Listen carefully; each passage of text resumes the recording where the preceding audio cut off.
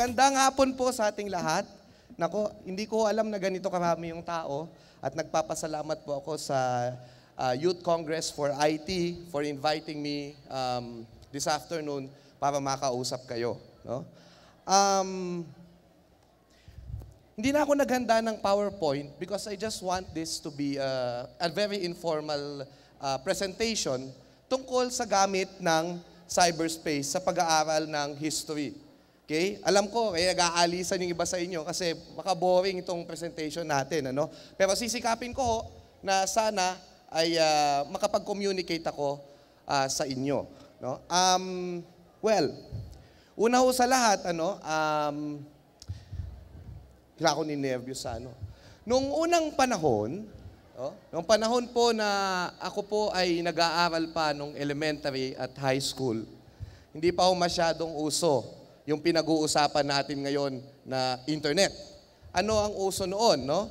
Magpunta sa library. So kung may assignment kami sa history, ano ang aming pinupuntahan? Yan, pupunta kami sa library, yung tatay ko bumili ng encyclopedia, yan yung mga nakikita natin na ginagawa namin noon. At ang swerte-swerte ng mga kabataan ngayon. Kasi nga, ngayon, pag may assignment ang mga bata, internet na ang pinupuntahan. PC na ang pinupuntahan. No? At yan ay isang, sa palagay ko, magandang bagay.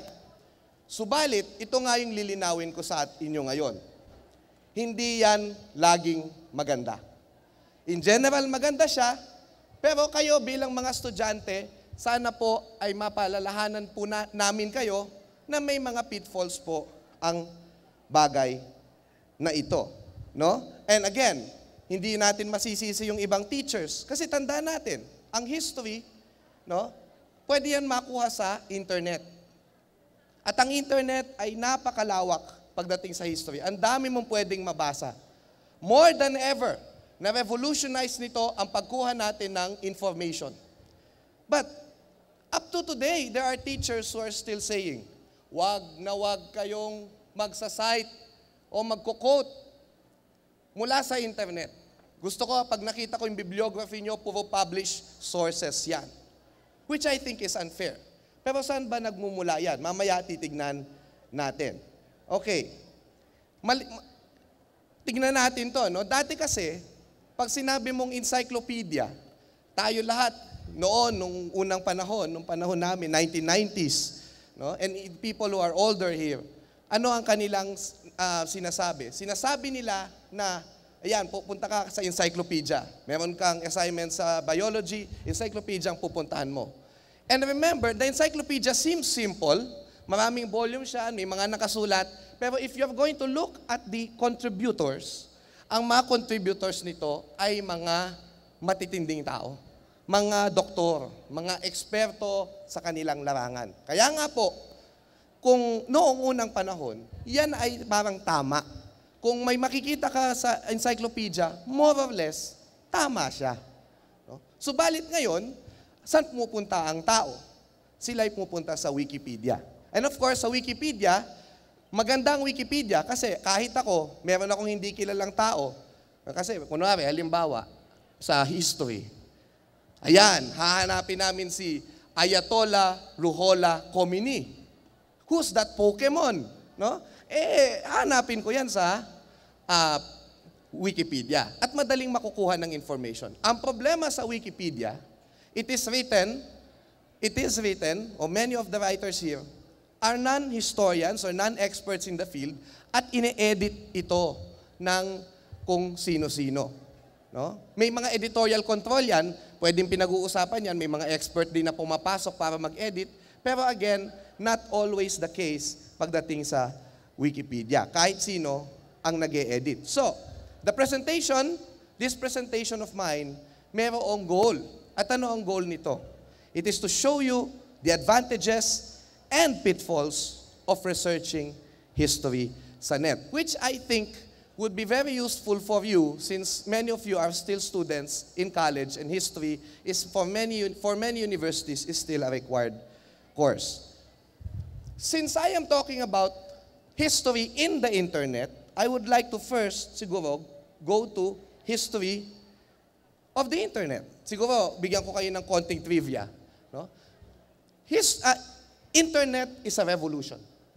Cyberspace, revolution yan. No? At isinilang ang internet sa mundo, may historical context. At ano ito? Noong unang panahon, noong panahon ng mga magulang natin, may tinatawag na Cold War. At ano yung Cold War? Ang Cold War na ito ay sa pagitan ng USSR, yung mga communist states, at ng United States. And when they developed the internet, no, in 1966, no, sa Amerika, yung tinatawag na ARPANET, no, ano ang use nito? It was developed by the Department of Defense of the US. So, para siya sa pagkolekta ng information for intelligence. Yun pala ang unang pinagmulan ng internet na yan. Oh, so, pagkuha ng information during the Cold War. No? Now, by 1989, siguro kailangan nating makita ito, no? Si Sir Tim Berners-Lee ng European Laboratory for Particle Physics, no, ay nagsuggest, bakit lagi na lang to sa academics, bakit nang ito sa government, why don't we share this networking system? Pinagsama-sama mo yung 2 computer, 3 computer, nagne-network, bakit hindi natin i-share to sa buong mundo? Ngayon, marami ng computer sa buong mundo, bakit hindi natin i-share? And in 1991, summer of 1999, the World Wide Web is born. So basically, yun yung nangyari dyan. So si Sir Tim Berners-Lee, mahalaga yung contribution niya, sapagkat siya ang nagdalumat, nag-conceptualize ng coding o wika ng internet. Ito po yung HTML, Hypertext Markup Language. And then ito rin ang nagdalumat nung address na ginagamit natin sa internet, yung URL o Universal Resource Locator. At yung mga pag-uugnay-ugnay ng PC na naka-internet, ang tinatawag yung HTTP o Hypertext Transfer Protocol. Alam niyo na siguro to since you're IT students. Si Sir Tim Berners-Lee po ang gumawa niyan. Eh, paano naman sa Pilipinas? Kailan po yan nagsimula? Ang internet sa Pilipinas ay meron ding konteksto. Ngayon, may mga lumalabas na articles at lumalabas sa internet, sa Facebook lalo na ang EDSA revolution ay wala naman talagang pagbabagong nangyari dyan. After EDSA, parang sabi nga nila, bumalik na lang tayo doon sa panahon ni President Marcos. Bumalik na lang tayo doon sa dictatorship. Ang ganda-ganda nung panahon na iyon. But there is one thing that I should say to you, since I am also a historian of the martial law years, and we are actually celebrating the 40th year of martial law. And what is this? Ang malaking kaibahan ng buhay noon at ngayon ay nung panahon ni Marcos, isang tao lang ang nag-iisip para sa atin. Anong dapat nating gawin? Anong dapat nating sabihin? Ano yung pwede nating panoorin? Nakakatuwa yan kasi nung hindi alam nung marami sa inyo to dahil bata pa kayo, yung Voltes 5 halimbawa, sarap na yung mga kabataang Pilipinong nanonood ng Voltes 5. Tapos bigla towards the end, bigla na lang pinutol. Tinigil yung pagpapalabas. Sabi daw, because it's violent. Eh, ang tagal ng pinapalabas, violence ang dahilan mo. Eh, nagpakita ka na ng violence. Eh, bakit yung Dimos hindi mo tinanggal sa ere? Eh, violent din naman yun. Yun pala, yung Voltes 5, yung end ng Voltes 5, ay nagpapakita sa atin ng isang revolusyon. Doon sa Evil Empire, yung Buzanian Empire. Oh? So, pati yun, kinontrol ni Marcos yung gustong mapanood ng mga bata. The big difference now is this. Today, if you look at it, kahit anong gusto natin panoorin, mapapanood natin. Kahit anong gusto nating sabihin sa internet, masasabi natin. And I think that is the big difference with the Marcos regime and today. And so, ito na nga yun. Because of 1986 People Power Revolution, may nangyari dyan yung snap elections. Ito yung computer walkout, no? Ito may kinalaman to sa IT history natin. May nagkaroon ng walkout nung snap elections kasi dinadaya yung mga computer sa COMELEC. And one of the advisors of COMELEC at that time, technical advisor, who also walked out, was this guy named si William Torres, no? Si Dr. William Torres ay isa sa mga taong 'yon, no? Eventually, this walkout that they initiated, no, will fan the flames of EDSA revolution, which will democratize everything. And of course, the internet will be born out of that. Kasi tandaan natin, lahat ng dictators sa mundo, actually galit sa internet, galit sa networking. At nung pumasok na yung internet sa Egypt, sa Tunisia, sa Libya, kung saan dekada na yung mga leaders nila doon, nung nag-Twitter na sila, nung nag-Facebook na sila, ayun na. No? Now, bigla na lang natapos yung mga regime nila at nagkaroon ng Arab Spring. Nagkaroon ng people power. Kasi ang mga dictators, they wanted to control information. And in internet, there's so much free information for all of us. And so, yun ang napagandang nangyari dyan. So, bilisan ko na, by 1986, meron ng mga nagbukas ng mga BBS na mga networks, no? But ito, mga internal networks lang ito, no? And then eventually, by 1987, si Cory Aquino will foreseeing the importance of IT. Hindi pinapansin dati ng maraming tao yan. Nakakain ba yung computer? Nakakain ba yung information technology na yan? But she set up a National IT Council and William Torres headed it. And then of course, ayan na nga, no? The actual birthday of the internet in the Philippines was this. So nag-network na, even the schools. No? Meron na mga network. But only inside the Philippines. Nag-network yung Manila first and then nakipag-network sila sa Cebu. But eventually, on 29 March 1994, the birthday of the internet in the Philippines, nagkaroon ng first international email conference sa University of San Carlos. At nakipag-transmit na tayo ng ating email sa ibang bansa. And this is the birth of the internet in the Philippines. Of course, June Magsaysay, Senator Ramon Magsaysay Jr., siya po ang nagbigay ng mga batas, no, tungkol sa internet. Binabatikos pa siya dyan. Anong halaga ng internet? Anong halaga ng IT na yan? But this man was a visionary. He saw already the use of this technology. And so he enacted laws such as the Cybercrime Act and the computer literacy in schools. Ituro ang computer sa schools. Lahat po tayo nakikinabang na sa pangyayaring ito. In June 1994, Dr. Torres established the first internet service provider, which is Moscom. And that is it. Ito na, lumaganap na yung internet. Si Dr. William Torres po ang tinaguriang lolo ng internet sa Pilipinas. Kasama niya si Dr. Rodolfo Villarica at si Dr. William Padolina. So ang Pinas, ano nangyari dyan? Sa Philippines, maganda yung nangyari. Bakit? Kasi tayong napakahirap na bansa sa mundo. Napakahirap, no? Isa tayo sa mga nahuhuli. Sinasabi nila, number 1 lang tayo, nagtatap lang tayo sa corruption.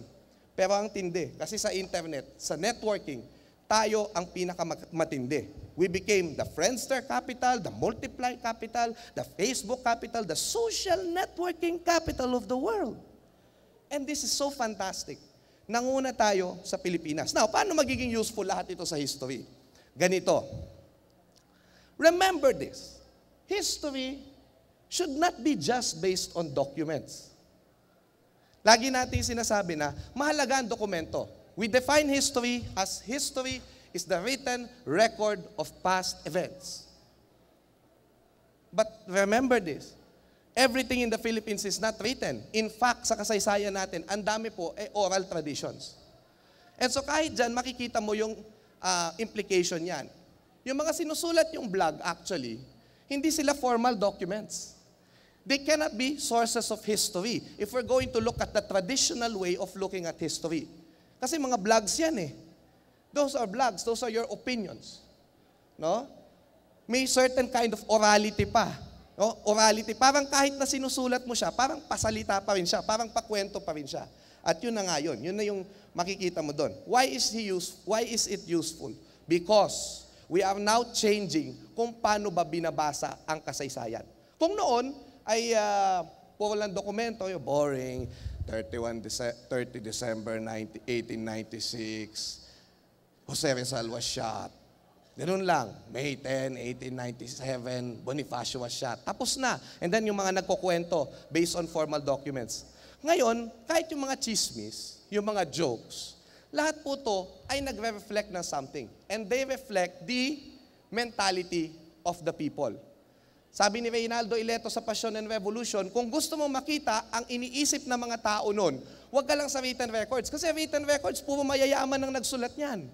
The official histories of this country were all written by foreigners. And when they look at us, in the foreigners' eyes, ayun na nga, bobo ang Pilipino. Binasa natin yung mga sources na yan, sinasabi, bobo ang mga Pilipino. Ayun, naging bobo nga tayo. Kasi yun ang pinaniwalaan natin eh. And then yung mga mayayaman, if history is the written record of past events, sino lang bang nakakasulat? Who can write? Eh di syempre, kayong mga nakapag-aral. At bakit kayo nakapag-aral? Nakapag-aral kayo kasi may pera kayo. Therefore, history for a long, long time is the history of the rich. It is the history of the powerful. It is the history of institutions. Nasaan yung kasaysayan ng magsasaka dyan? Yung kasaysayan ng batang paslit dyan? Yung kasaysayan ng... Wala. Kasaysayan nga ng babae, wala eh. It's always been history. Where is her story?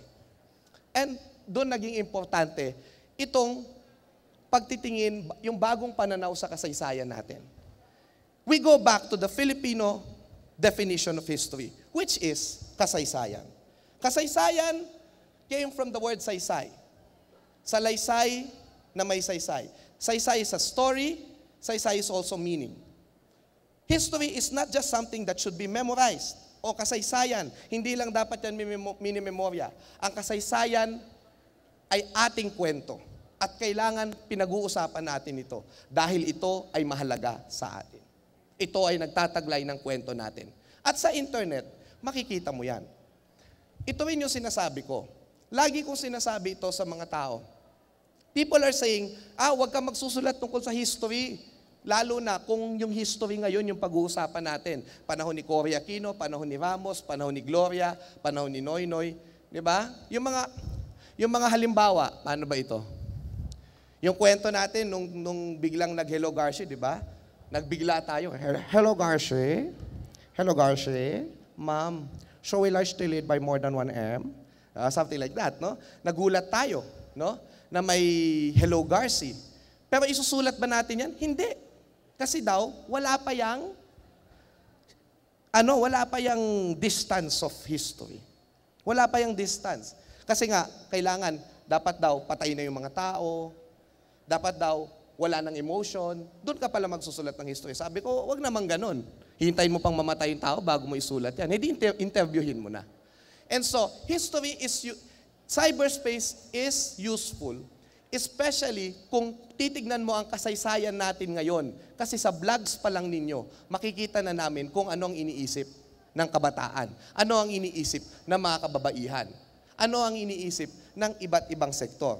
Base pa lang sa internet. And I think, napadali niyan yung pagkuha natin ng impormasyon tungkol sa mentality. No? Ayun. Kasi yun nga, hindi lang dapat nakikita yung history sa mga formal sources natin. Isa pang use ng history ay ito, ng cyberspace sa pag-aaral ng kasaysayan ay ito. Kung kayo po ay may experience sa pagsusulat ng kasaysayan, yung pong mga tinatawag na microfilm. Kunwari, ang dyaryo mo, 1960s, Manila Times, no? Ginaganon mo yan. Yung amoy, may amoy pa yan. Mga films yan, tapos mahirapan kang maghanap kasi very manual.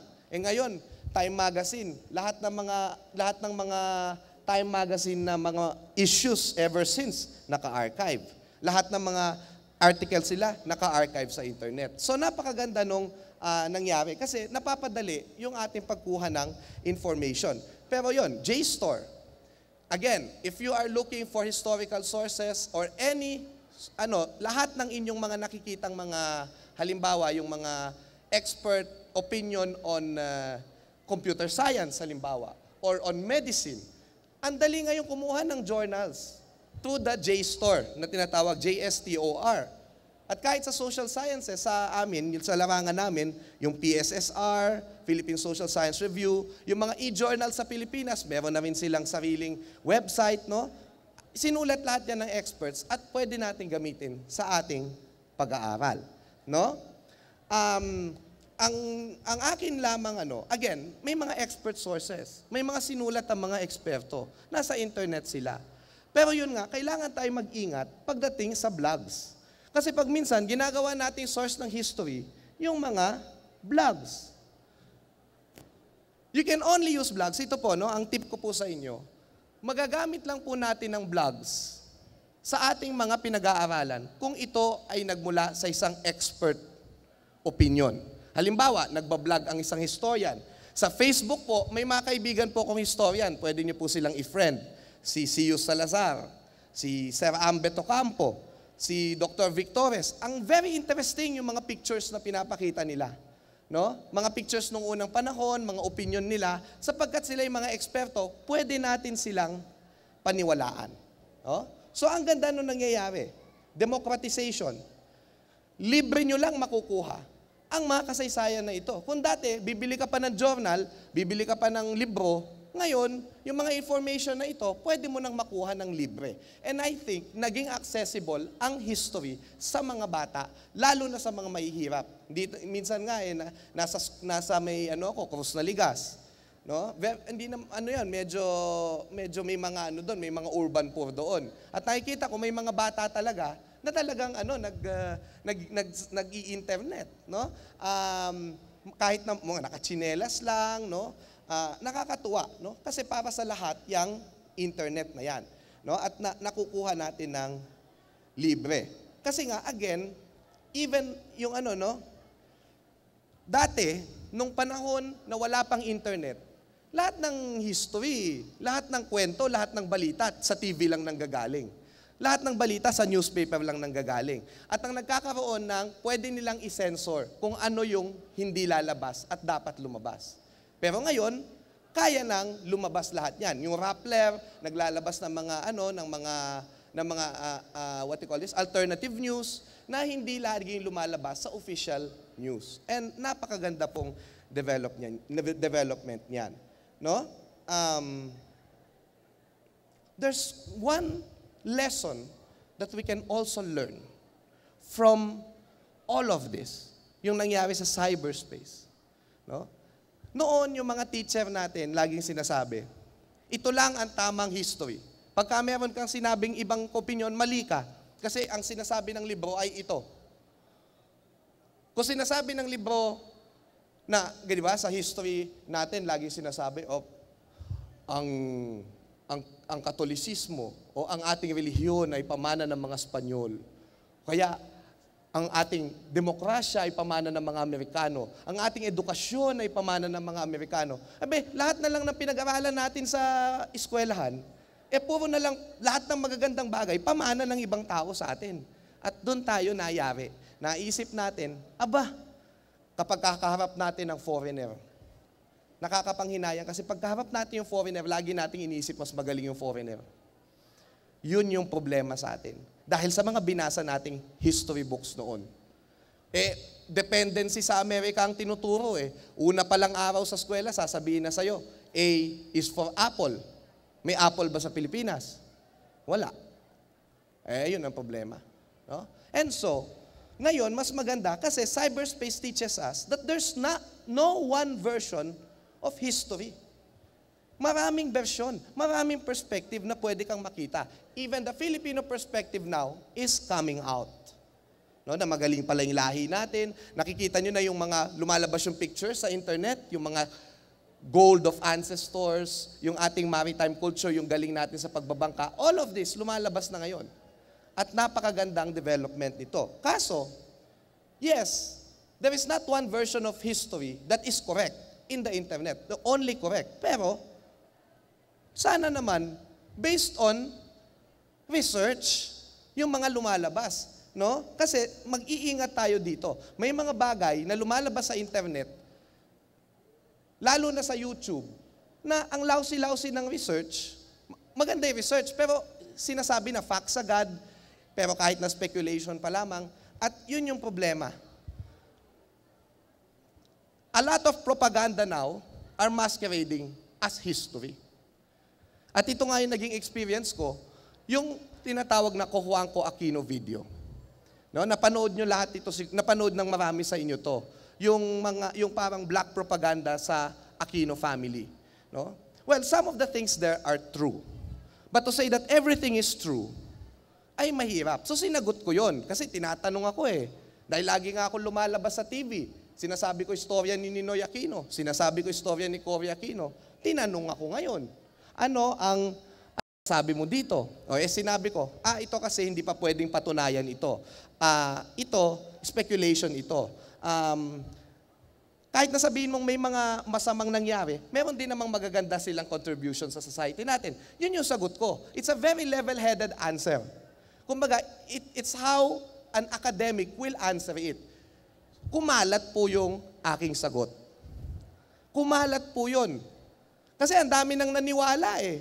Ang ganda-ganda ng graphics, ang ganda-ganda ng music, tapos nakakatakot pa yung kwento, ang daming naniwala. Nung kumalat po yung aking sagot, ayun na yung nangyari. No? Nagkaroon ng talastasan. Nag-usap yung mga tao. Tama yung sinasabi ni Chua. Mali yung sinasabi ni Xiao Chua. Pero okay lang, ganyan. May mga nag-discuss. Pero ang malungkot, sinasabi mo na nga yung tama, ito na yung mangyayari sa'yo. Kung minsan, pwede mo pang sabihin, meron pang nangyayari na cyberbullying na tinatawag. So, dahil nga may mga hindi nag-agree sa akin, yun yung mahirap eh. Nag-history ka, pero pag may hindi nag-agree sa'yo, imbis na kausapin ka ng maayos, ay minumura ka, sasabihin, may nagsabi pa sa akin, Xiao Chua shouldn't be called the Filipino-Chinese because nobody wants to be associated with that idiot. So, danger din yon. Itong nangyayari sa internet, no? Malaking danger din yung ganyan, na imbis na magtalastasan, umaabot sa personalan yung usapan. Yung intelligent discussion ay nawawala. And this is where I learned that people want to believe what they want to believe. And so, what does it leave us? Ano yung huling message ko sa inyo? No? Remember this. Kung ito lang yung maiiwan ko sa inyo, sa lahat ng ito, kayo pa rin ang magde-decide eh. Therefore, we should all learn to be critical. Tatanungin mo muna kung ano ang binabasa mo. Ito ba'y nag-a-agree sa ibang sources? Nagko-corroborate ba ito sa ibang sources? Ganun na yung makikita mo. No? Ito ba ay totoo? May mga katanungan ka rin dapat na ganyan. No? Ito ba ay tama? Ito ba ay may common sense? You should be asking questions. Hindi lang yung tanggap lang tayo ng tanggap. And remember this, if you can corroborate it with other sources na credible, the keyword is credibility. Nandun ba siya nung event na yon, nung sinasabi niya yon? O kaya eksperto ba siya, nakapagbasa ba siya ng maraming libro ukol dito? Yun ang ating titignan. Yung credibility ng iyong source. No? At ito, lagi natin sinasabi, lahat nasa internet. Hindi po totoo yun. When it comes to history, ang dami pa rin po naming hinahanap. Kaya kailangan pa rin mag-research sa library.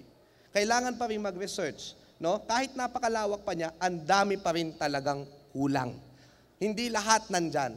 Kailangan maghanap ka pa rin sa mga library. You can only use also, again, you can only use internet as a wise source of information, especially on history, if you are familiar.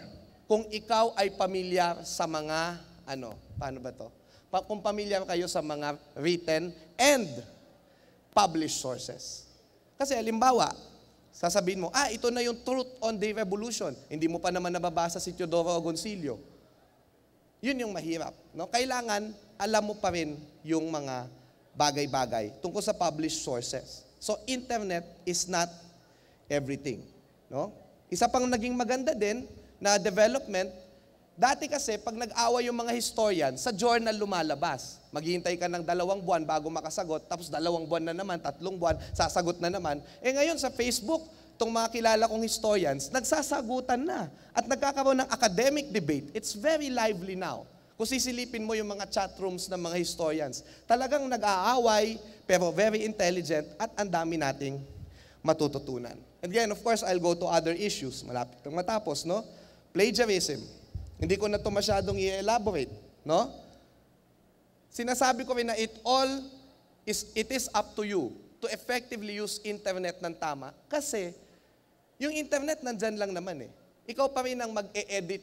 Ikaw pa rin ang magpe-praise o paraphrase ng mga kinukuha mong sources to include in your paper. Yun na nga, may issue nga si Senator Soto. Ito, please lang, no? Sinasabi niya na wala akong nothing against Senator Soto, pero in the academe, mali pong sabihin na kapag sinalin mo, iyon na. Pag sinalin mo, iyon na. Because plagiarism is not just word for word. Yung ideas din is kapag kinuha mo yan at hindi mo sinite, plagiarism. Yung translation is translation. Sinalin mo lang. And so, mag-iingat kayo doon. You still have to paraphrase yung mga kinukuha nyo. And then you have to also cite. Ang citation, kailangan nakalagay yung author, yung name of the article, and then the blog, and then yung mga tinatawag na URL address. Kailangan nakalagay yun. Even the date na kinuha mo yung URL address. Kasi tandaan natin, nagpapalit po yung, minsan ini-edit ng mga bloggers yan eh. So sinabi niya ito, tapos kapag binanata na siya, biglang mawawala. So parang kailangan, i-cite mo kung kailan mo siya nakita. So yun yung mga dyan. Yun yung mga payo ko. And ito din, no? We are pushing for a more Filipino perspective in teaching history. But if you use internet only as your source of history, it is still dominated in this globalized world by the leader of globalization, which is the Western world. Western perspective pa din yan. Mag-iingat pa rin tayo. Hindi natin mundo o pag-iisip yung mga sources na yan. The facts may be right, but the perspective is not the same. And I hope you are getting my drift. No? Kasi Western narrative siya mga yan. They will not necessarily apply to us. Kaya nga tayo, lagi na lang sa mga papers na marami sa inyo, yung mga theories, no? Sina Foucault, sina Noam Chomsky, magandang i-quote sila. Pero bakit hindi natin kino-quote yung mga Pilipino? Kasi yung mga Pilipino, marami sa kanila absent sa internet yung mga gawa nila. And that is a big problem. And yun na nga, file sharing and teaching history, it's more fun with cyberspace. Yan ang lagi kong sinasabi. No? So may mga issues. No? Before I end my talk pala, magpo-promote muna ako. Please watch The Bottom Line. No, pag minsan lumalabas po ako dyan as bottom liner. And I just started this day a segment at PTV News at 1 p.m. No? May segment ako dyan on history. Kanina po nagsimula. No? So everyday na ho yan. Para ho magkapagniig pa tayo. Para, again, yung kasaysayan, hindi po ito patay na bagay. No? Ito po ay dapat natin pag-usapan sapagkat ito ay kwento natin. Tulad ng lagi sinasabi ni Boy Abunda, no? Ang sinasabi ito ng historiador pala, ang kasaysayan ang magbubuklod sa bansa natin.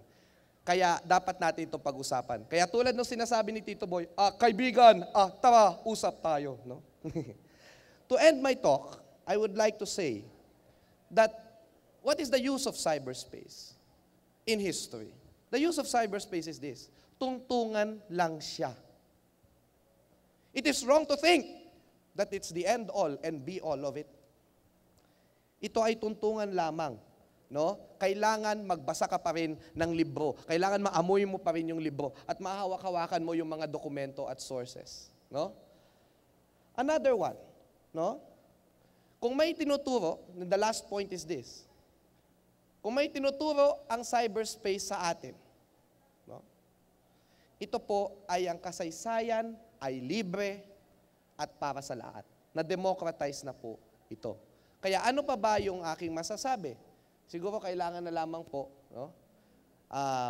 Atin pong gamitin ng maayos. And dito natin makikita yung power ninyo bilang consumer ng lahat ng inyong nababasa. That you really have the power. You really have the capacity, no? Na maging critical, mag-isip kung tatanggapin mo ba o hindi. In the end, noon pa man at ngayon, yan pa rin ang tamang pag-aaral ng kasaysayan. Maging matalino sa pagbasa ng lahat. Huwag lang paniwalaan ang lahat ng sinasabi ng sources. So with that, no, marami pong salamat sa inyong pagtatyaga sa aking talk. Mabuhay po kayo.